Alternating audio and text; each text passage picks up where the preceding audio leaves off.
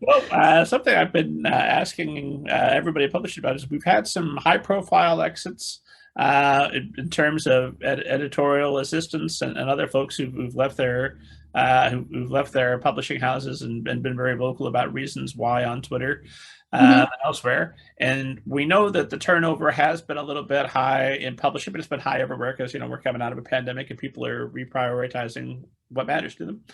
Um, in that environment, between that and consolidation of publishing, and couple that with the fact that you're not in New York, how are you able to maintain relationships with houses and um, maintain a relationship with individual editors if that turnover is remaining high without giving away your secret sauce, of course? Well, I mean,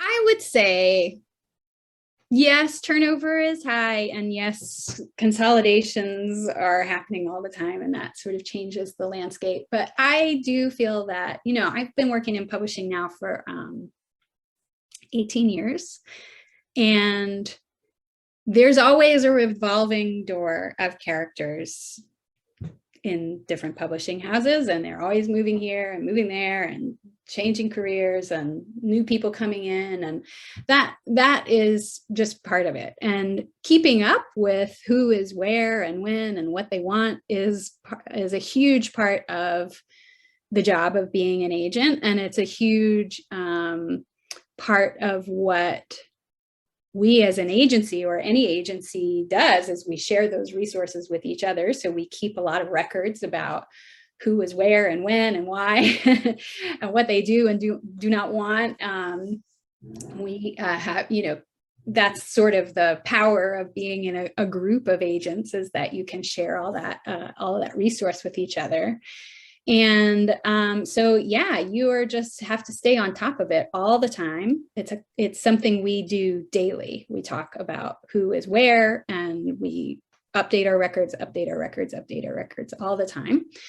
And not being in New York, I have never found that to be a disadvantage, really. I feel like ultimately editors want really good work, and they don't care if they have had lunch with you or if they haven't had lunch with you. That's not really, they're not buying manuscripts because they're friends with the agent. Now, being friends with the agent is helpful because you're able to sometimes have slightly more casual conversations, I think, about manuscripts that you probably couldn't have with someone you didn't know very well. So an editor who I know really well, if they say they reject a manuscript and say, oh no, this one's not for me, if I know them really well, I can ask for more information, or I could call them and say, get kind of a more straight response of like, oh, well, what was it that bothered you? Or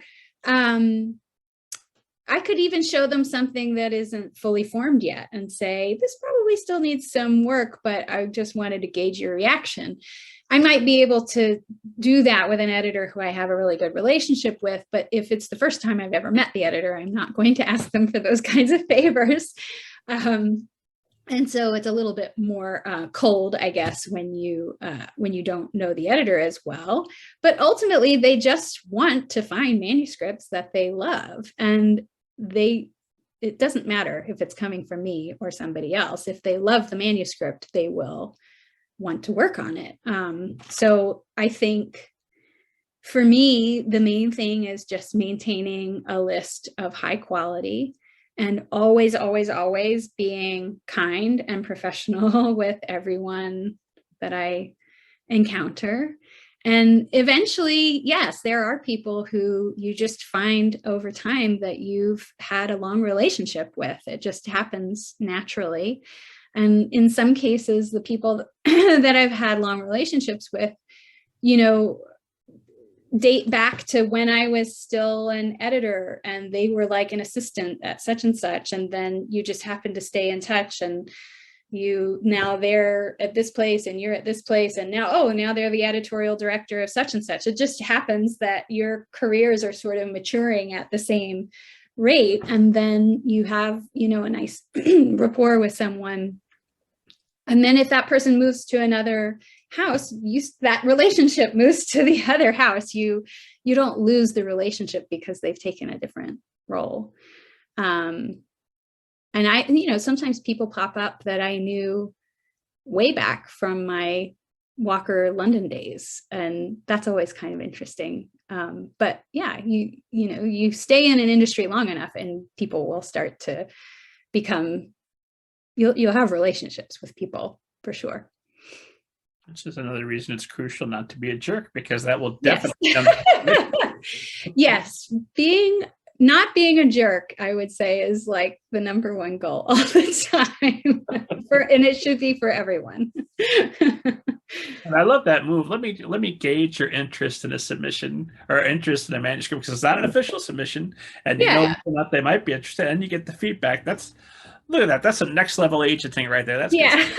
Or sometimes I could even ask, say I haven't even acquired a client yet. If I had something that I was sort of on the fence about, I could ask a few of my editor friends, like, are you seeing a lot of things like this? I might decide whether or not that's something that I want to take on, if or if I hear like, yeah, we've really had a lot of those lately, then I might decide to pass on something.